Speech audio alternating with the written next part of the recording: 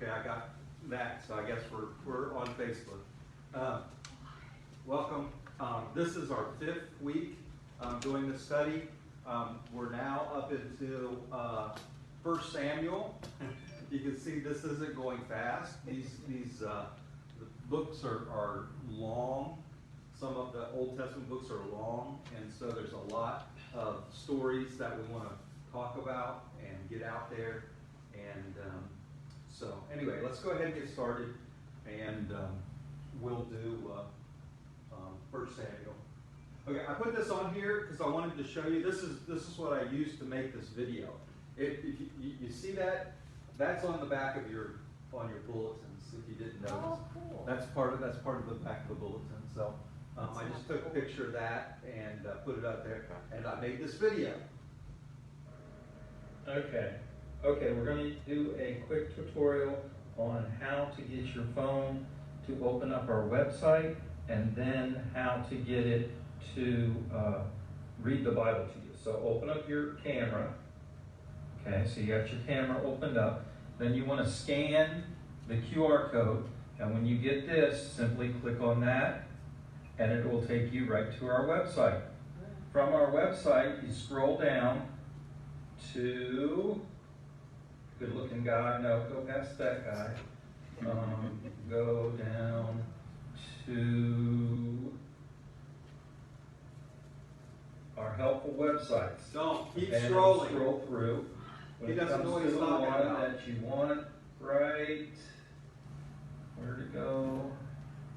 Oh, I'm in the wrong place. My bad. It's in devotions, Gateway Bible. So once you open that, right here, you can have it read the Bible to you. Okay? You see that the little speaker right there? If you click on that, it will actually read the Bible to you. There you go. Let me get my thumb down here. Hold on a second.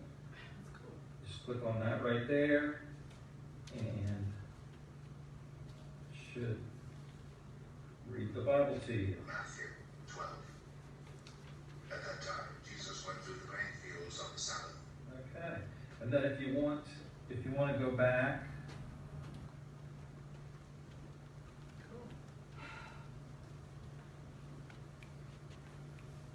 and all you have to do right here, just click Matthew up the 12. little box right here, and you can put in any Bible and whatever Any book chapter of the Bible you and want. start right from there. Yeah, start right from there.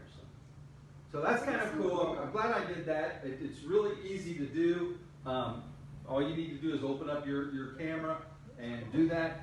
I wish when I was in seminary the first time and in Bible college, when they had us reading Samuel and 2 Samuel in one night, I would have loved this, because after a while you get to reading some of that stuff and it gets tedious. Like, oh, and he was the father of this guy, and he was the father of this guy, and it's like, this isn't a story. You know, this is like reading someone's obituary or something. You know, so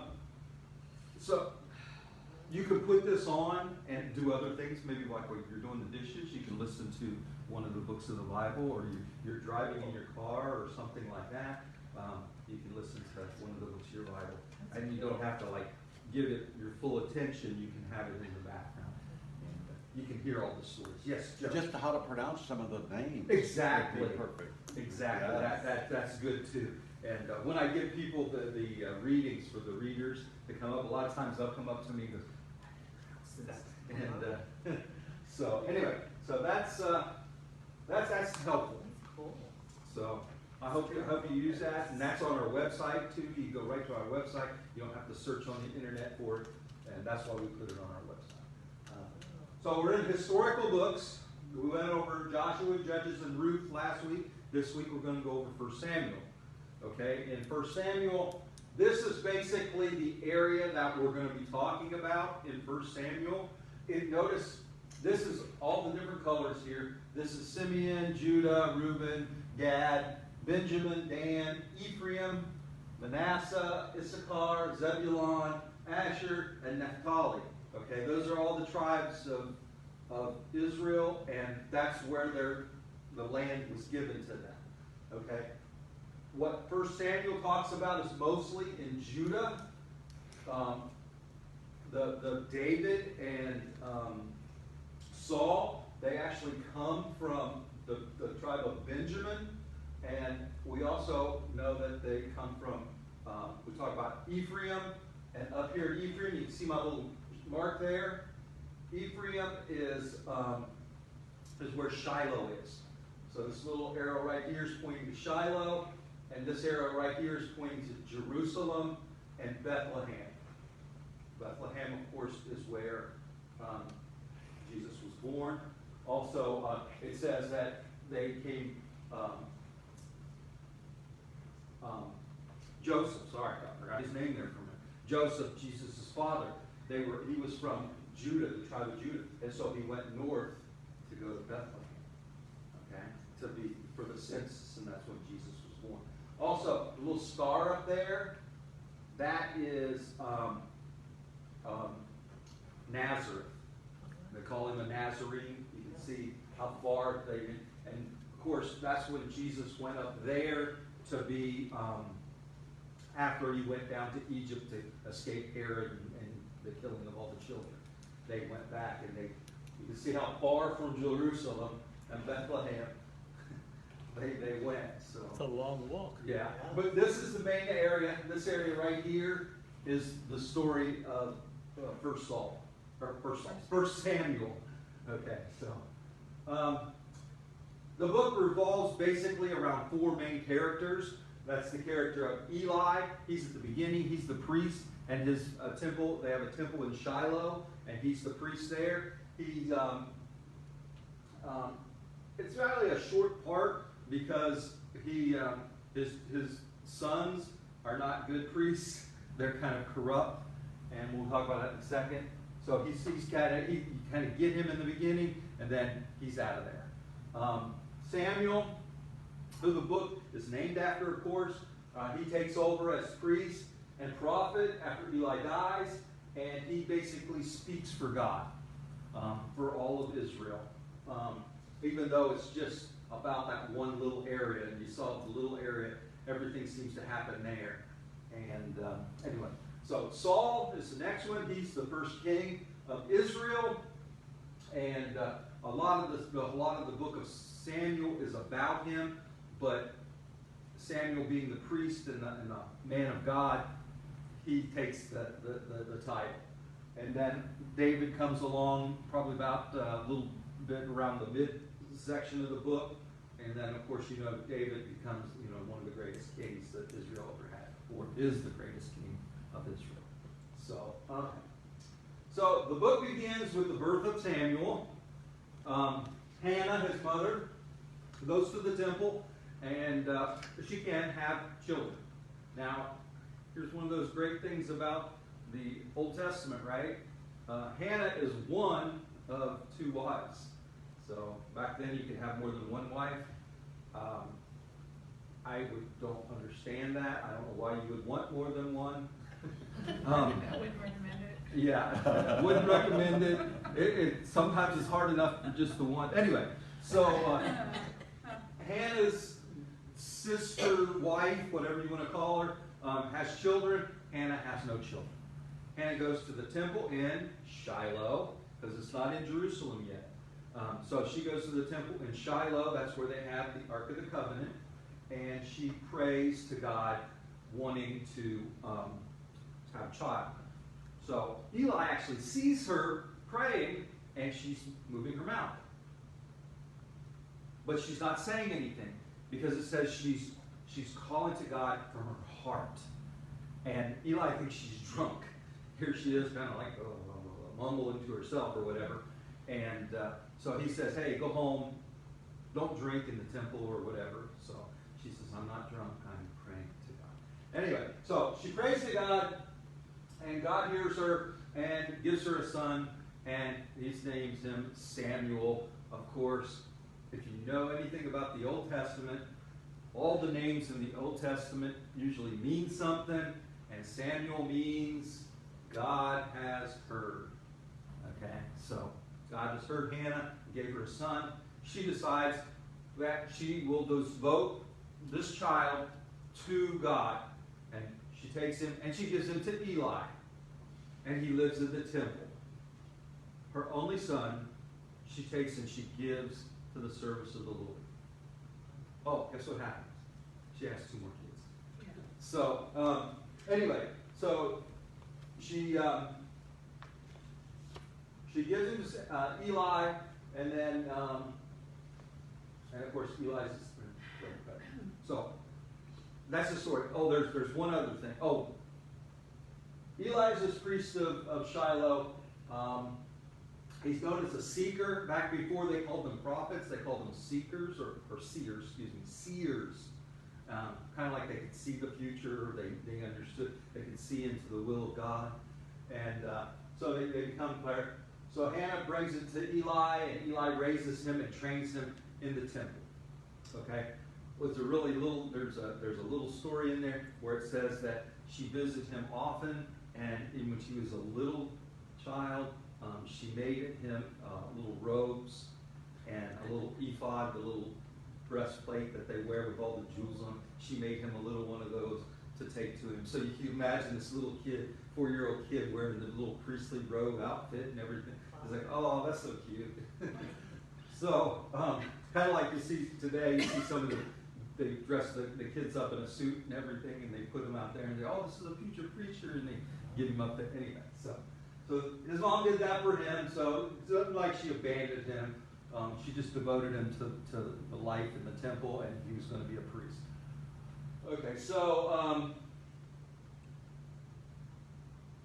he's raised in the temple. And there's a story in the temple where when Samuel gets old enough, he actually sleeps in the temple, sleeps on the floor, and he hears his name called. So he gets up and he runs in and he talks to Eli. He says, did you call me? He said, no, I didn't call you. He said, oh. So he goes back, he lays back down, and he hears his name called again. Oh, you must want me. He gets up, he goes in, he asks Eli, did you call me? He said, no, I did not call you. And this happens again, and then Eli finally gets it. Oh, you know what? You're hearing God calling you. And so he says, when you hear the name again, of course say, here I am, Lord, and listen to what God has to say. So that's the early beginnings of Samuel being a prophet and God talking directly to him. The importance of that is because Eli's sons are corrupt. And, of course, whatever you did back then, whatever your father did, that was what you did, That's why Jesus was a carpenter, because Joseph was a carpenter. So his sons come along, and they're priests. And the only problem is they're not very scrupulous priests. They're corrupt. It talks about how when they bring an offering to the priest who blesses it and does it as a burnt offering, they're supposed to have it boiled, and then they're allowed to take a fork and stick it into the meat, and then whatever comes off of the fork with the fork of the meat, that's what the priest gets to keep. And they told him, Eli's son said, no. You bring us the cooked meat, and we'll cut off what we want, and then burn the rest. And they were cutting off the best parts of the meat. So they were corrupt, and they used their position to gain wealth and power. So they were bad. And God curses Eli's family and says no one's going to live to be old age. And lo and behold, the Philistines attack Israel. And they attack Shiloh. And they rout them. And in the battle, Eli's children, I put their names up there. Can't think of the first one's name. Anyway, one of his names was Phineas. That's where we get the name Phineas from. One of Eli's sons. So I always think about that when you hear stories and you hear a popular name like it used to be back in the day. Phineas is a popular name and you like, but Phineas wasn't a good guy. Why would you name your kid after that character? Anyway, so the 2 brothers are actually killed during the battle, and the Ark of the Covenant is carried away. Not only is the Ark carried away, and the 2 brothers are killed in battle, but one of them's wife dies in childbirth, all on the same day. So when news comes to Eli, it says Eli, sitting in his chair, falls over backwards and breaks his neck. So he died on the same day. So the curse of God was come to pass all in one day.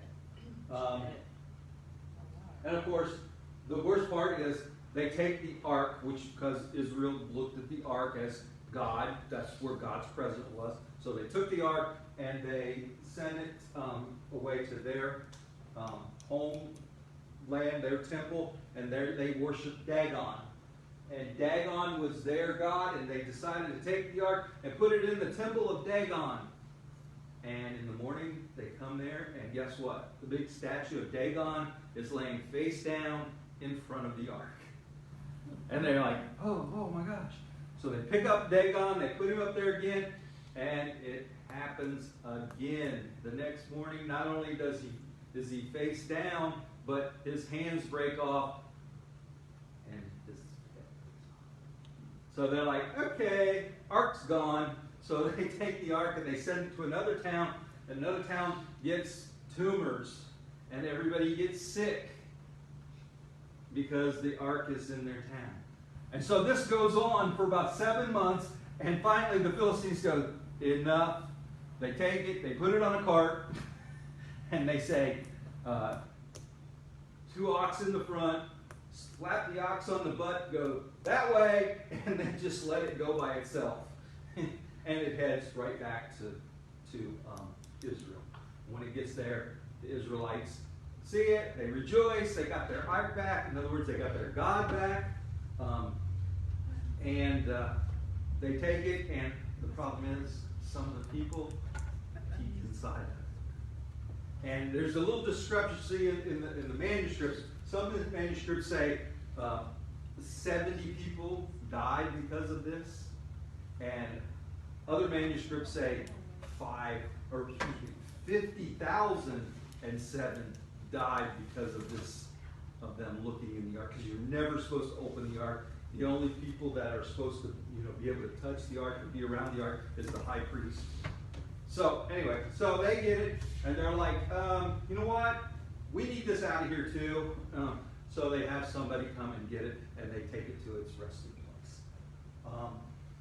But anyway, the story of Dagon is a big story about the Philistine god falling face down, and then putting him on the ark and sending. I can just see this. They don't want anything to do with this ark. They're not even going to have someone, drive this cart to where it needs to go. They're just going to put those ox in the right direction and send them on their way. That's funny to me. Oh, and when it does get there, they find the ark and everything. They take and they chop up the cart and they use it for firewood. And guess what? They sacrifice the ox as a sacrifice. And I'm like, man, those poor ox. They were just at the wrong place at the wrong time. Anyway, so that was Eli. Eli's dead. Samuel takes over. He's the new high priest, the new prophet of Israel. I said after 7 months, the ark is returned. They go to Samuel, and then he predicts that it's going to come back, and he tells the people to stop. The reason why it was taken away because they didn't clear all the people out of the land when they took over the land. And because they didn't do that, and they started worshiping other gods and being part of other religions, doing other religious ceremonies to other gods. It's like, wow. We look at Christianity and how Christianity comes to a place, and they kind of see this other religion, and then instead of trying to change the people completely, we incorporate their traditions and say, oh, how can we make this a Christian tradition? And we kind of, what's the term the board used? They Assimilate. assimilate. They assimilate their traditions into Christian tradition. Great point is, how would every 25th? Christmas. The Christmas tree. Christmas tree. Where in any Christian writings is there a Christmas tree? No, it's when the Druids and the people of northwestern. Sweden, wasn't it? Yeah, it's northwestern. The people and their traditions and their worship of their God. We just said, okay, you do that. We're going to make it a Christmas tree now. And it's to represent the birth of Christ. See, we're going to put the star on top. And that's when Jesus was born. So that's kind of what was going on, only in a bad way. Because the thing we need to remember about the Old Testament is God is still everywhere. But he's chosen the nation of Israel because that is how he is going to, or God is going to come to the world through that nation in the form of Christ. And so they need to be what God says they need to be. And that's why God is so hard on Israel to making sure that they are perfect for when God comes as the Christ. So, when we see things like this, when they say, oh, you need to clear the land of everything, that's why. It's because it had to be perfect for when Christ came. So, where was we at? So, Samuel takes over. He's God's man. He anoints Saul because the people say, after Samuel becomes, they're like, oh, we've already been through this. The judge comes, judge goes. We want to be like other nations. Give us a king. Oh, that's not good. God warns them. Samuel warns them. And they still say, no, we want to be like other nations. We want a king. And God tells Samuel, they're not rejecting you. They're rejecting me. Instead of following me through whoever my spokesperson is, they want to be led by a king. Didn't they realize what happened in Egypt? So God tells Samuel, okay, we're going to find this guy to be the king. They find Saul, throw lots, comes to Saul, and he anoints Saul. He takes oil. Anointing means to take oil and pour on your head. Well, today we don't pour it on the head.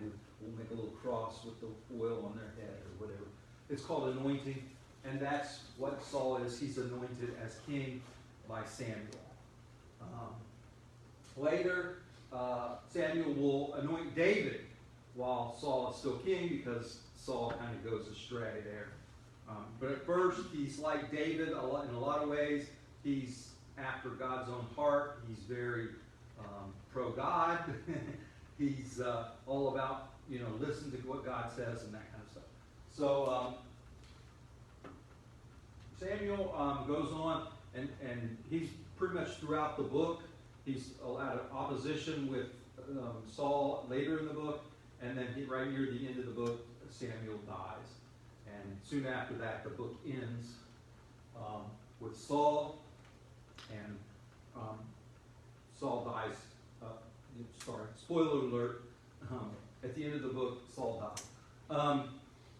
But Saul is from the little town, tribe of Benjamin.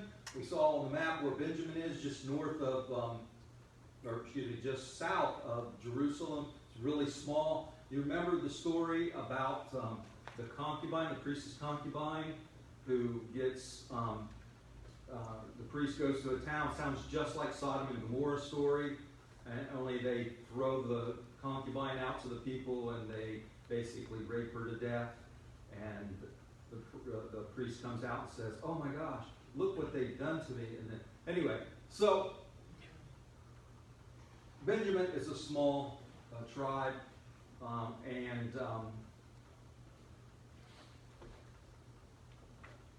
but yet it's called to produce the king. And so Saul comes, he's a man of God, but he lets his power corrupt him. They always say that power corrupts, absolute power corrupts absolutely. And so he goes against Saul. Saul, Samuel goes against Saul because Saul decides to take it upon himself to make sacrifices, and Saul is told to go and take this one city. He goes and he takes the city, but he's supposed to destroy everything in the city. Nothing is supposed to come out of that city. And he lets his warriors and he himself takes the best cattle and livestock and takes it as plunder. And Samuel goes, says, that's wrong. You guys know what God told you. Anyway, he says, well, I'm king, and basically I'm king, and what I say goes. And so Samuel at that point is against him. From then on, the story is the rise of David. David comes to power, and Saul's attempt to kill him. So that's about a little bit about halfway of the book to the end of the book. It's all about David and how Saul tries to kill him because he wants to keep that power that he has. So David is the greatest king of Israel. David is the youngest of the sons of Jesse. There are 7 other sons. And the story goes that Samuel went to Jesse because God told him that's where he would find the next king. He goes there, and one by one, Jesse brings his sons in front of him, and he's like, nope, that's not the man. Nope, that's not the man, because God's telling Samuel this. And finally, they get to the last one. He goes, that's it. You don't have any other sons? And he's like, oh, yeah, we got the youngest, but he's out with the sheep. We'll bring him in. And he's the smallest, the youngest, and Samuel says, that's him. That's the man of God. And so that's how David is chosen. You got to remember, Saul's still alive right now, and he's the king. But Samuel has just said David's going to be the king. So, It's the first Cinderella story. Yeah. David never takes the throne while Saul is alive. That's interesting. That's a note to keep. Of course, most famous story about David is David and Goliath. David goes to help his brothers who are fighting against the Philistines, and the Philistines have this huge guy. He's a big warrior. He comes out. You know the story. He challenges everybody, and everybody goes, run away, run away. And so they run away, and then no fighting takes place.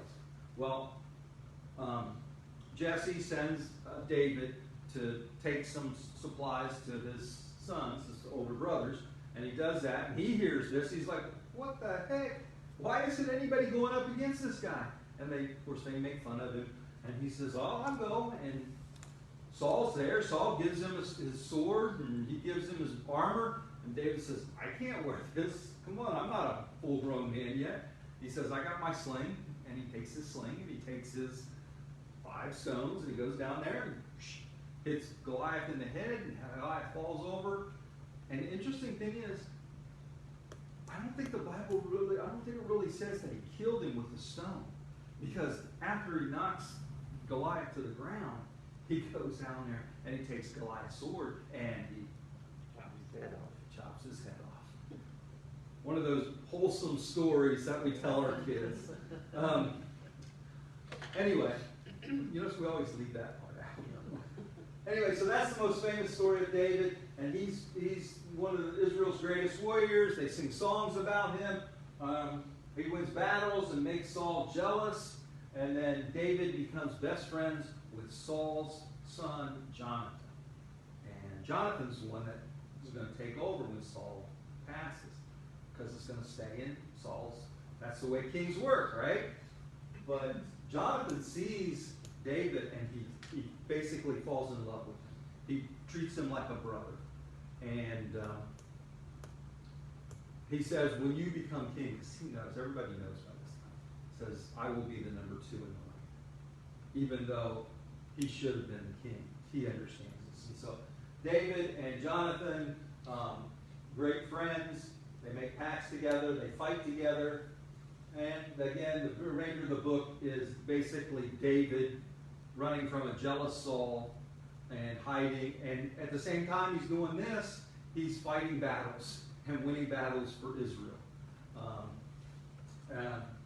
Several times in the story, David has a chance to actually kill Saul. They're hiding, David and his men are hiding in a cave. Saul comes in, kind of get out of the elements to relieve himself. And the men, hey, go get him, he's right there. And David sneaks up and he just cuts a little piece off of his tunic, his little robe. And then Saul walks out, doesn't realize he could have been killed right there. And David yells out to him, tells him, I spared your life. Thinking that, hey, if I spared your life, I could have killed you. Now maybe you'll treat me better. Well, at first it seems like that is. And Saul's, but turn right back around a couple of verses later, and Saul's at it again. He's after David.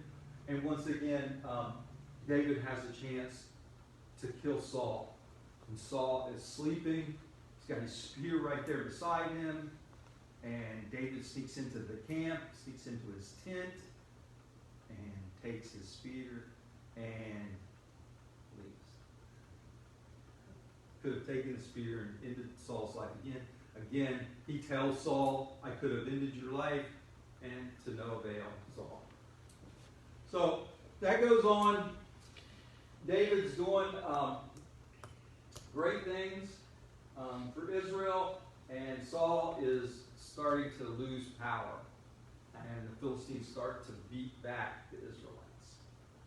And in the end, Saul realizes what's happening, and he's not going to be taken alive because he probably ended up on a stake or some kind of lawn ornament at the Philistines' camp to show everybody how weak he is. So he asked his sword bearer to run him through. And his sword bearer says, I can't do it. So he's forced to commit suicide, which of course is something that is viewed all over the world as separating you from God. Sin. So, A sin. a sin, a major sin. So, and that's basically Saul kills himself, and so everybody presumes, oh, David's going to be the king now. But it doesn't end that way. It just kind of ends with Saul dying. And if you want the next part, that's 2 Samuel, and it starts out with the death of Saul. So, cliffhanger. So that's the book of Samuel. Once again, hey, if you get a chance, use that website. It's on our website, so you can get to it easily and listen to these. I mean, you can actually speed it up or slow it down too, so they can talk really fast, and as long as you can understand them, and you can get through the Bible in a couple months just by listening to it, 2 or 3 hours at a time. So anyway, thanks for being here. Thank you guys for being here, and we'll see you next time.